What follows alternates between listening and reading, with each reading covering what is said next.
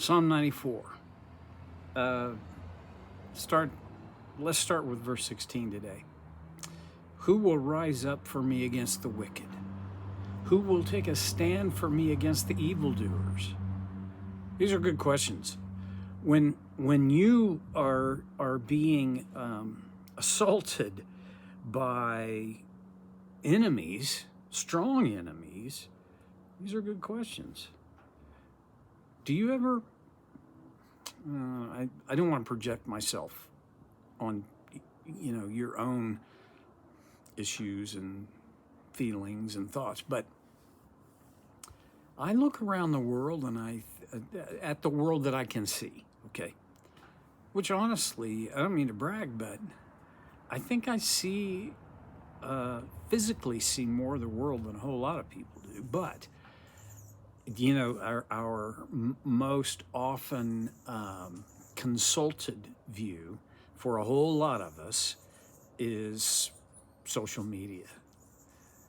I've gotten where I don't really trust the mainstream media, the traditional, all those news channels. I'm not sure I get, just me, you can think whatever you want. Not sure I get the real scoop and real skinny. But when I look around as best I can at the world around me,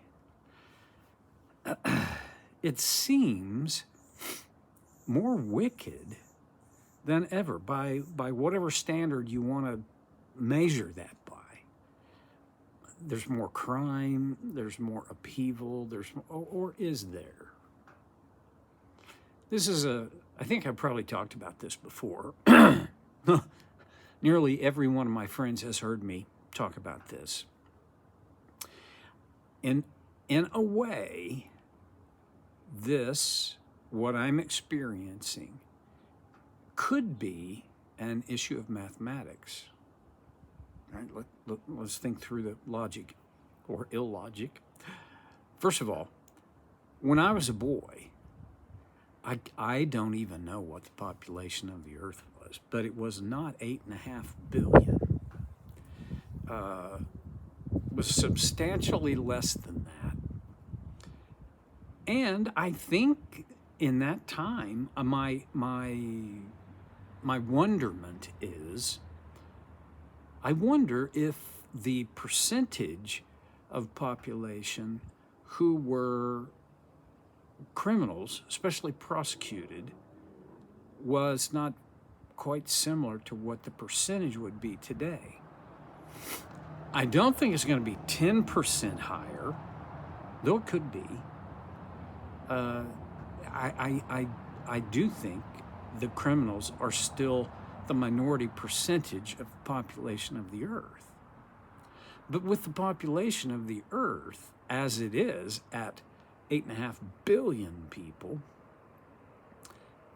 we'll just kind of do the math, even if it is 10%, which it may have always been around that number. The aggregate number is much higher than it was when I was a boy. Okay. Now add to that this fact. When I was a boy, we had television. I mean, I'm not that old.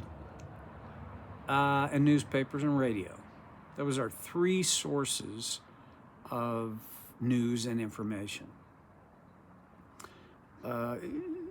During the Vietnam, they called it a conflict on Capitol Hill, but it was a war. We saw yesterday's news footage today as reporters reported on what was going on in Vietnam.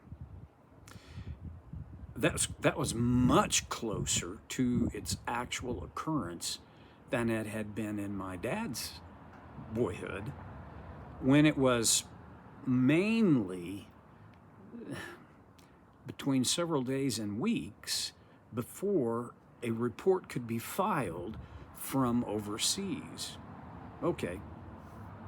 Well, we don't have that problem today.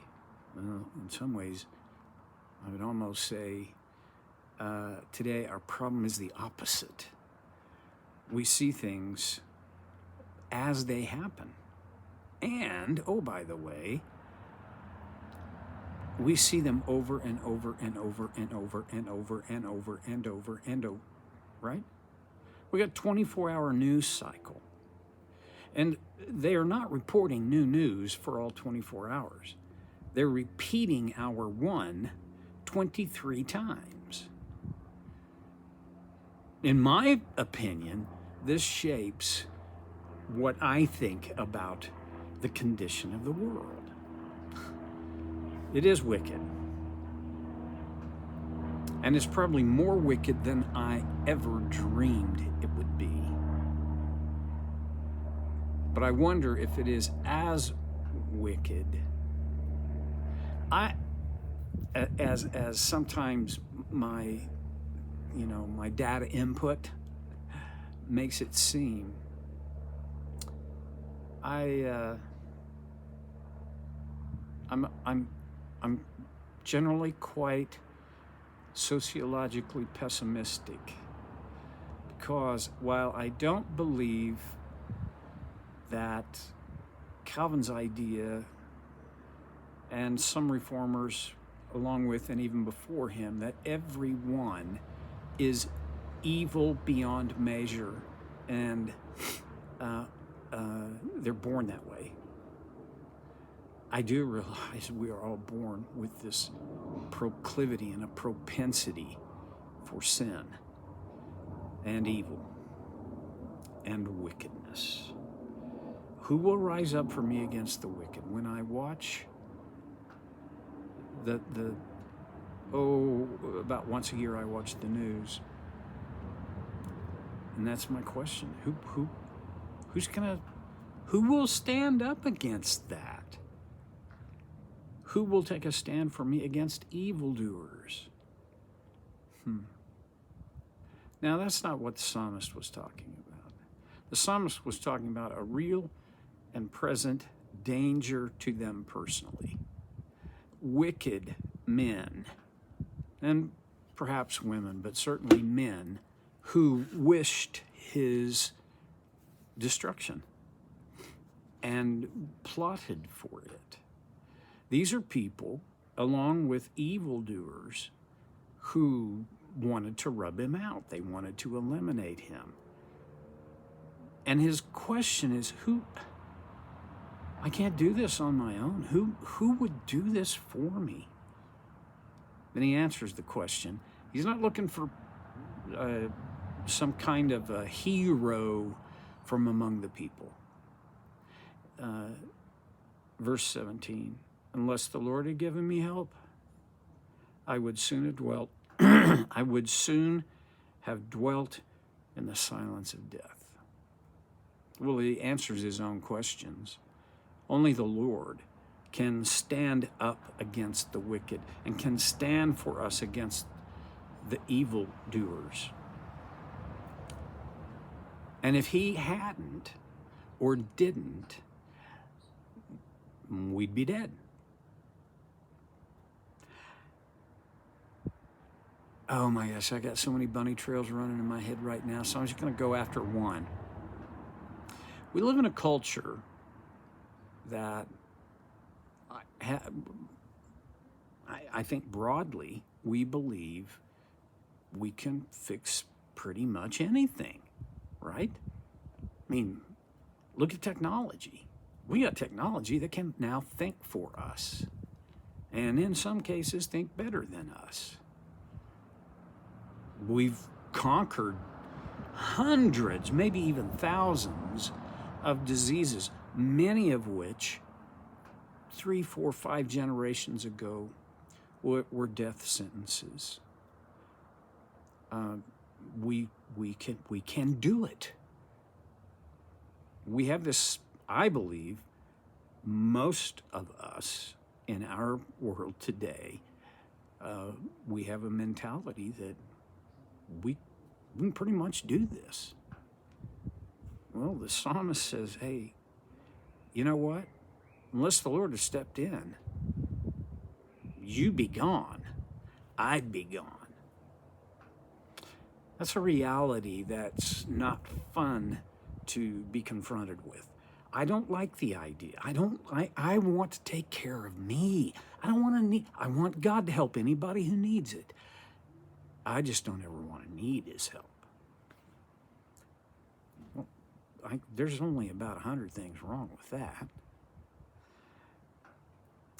Verse 18, when I said my foot is slipping, your unfailing love, Lord, supported me. Interesting phrasing. My foot is slipping. I mean, that's just metaphor for the idea. I help. I'm going down. Okay. There's a lot of ways for that to happen, for us to experience that today. I have friends who are battling serious and yet unsolved medical issues. I've got a brother who's going to die of multiple sclerosis. I hope not soon, but I mean, his MS is so far advanced, there's currently no medical intervention that will make it go away. I have other friends that have other serious medical issues that seem to not go away. And there are days when, although I don't think they use this terminology, but their prayer is, Lord, my foot is slipping. I know what it's like to feel that my foot is slipping and I'm going to slide toward darker depression. I know what, not clinical depression, I'm very thankful for that, but I know what a long-term battle with depression and anxiety looks like. And it can feel like my foot is slipping. Lots and lots and lots of us have had moments, and probably still from time to time have moments when our foot is slipping. But look what the psalmist says supported him. Your unfailing love, Lord, supported me. I just want God to come in and whammy all of these things that are holding me down and that I'm losing my foothold from. I just want him to punch them out by his power and his might, to his glory, of course.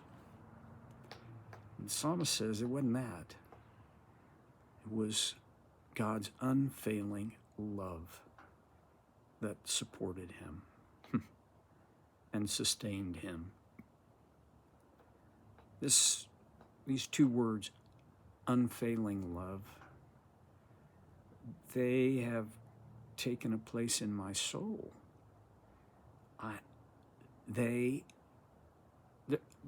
God is so, I mean, he's infinite.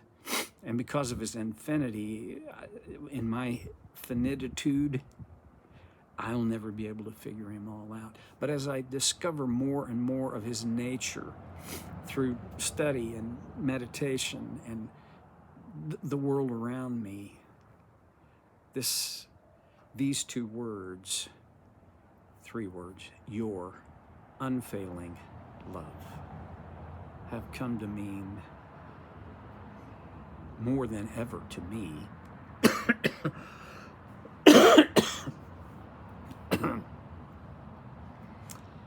what? Don't know what I got a hold of there. What supports and sustains me more than any one other thing is when I have this sense of God's love, and not just a sense of God's love, but that it is unfailing, meaning it never fails. That's big stuff. Of all that I've said today, probably in my mind, this is the most significant challenge. Go back in your recent history and spot the times when God's love was unfailing. And for most of us, we didn't notice it at the time. That's why we've got to go back. Okay. See you next time on So Care with Stevie Boy.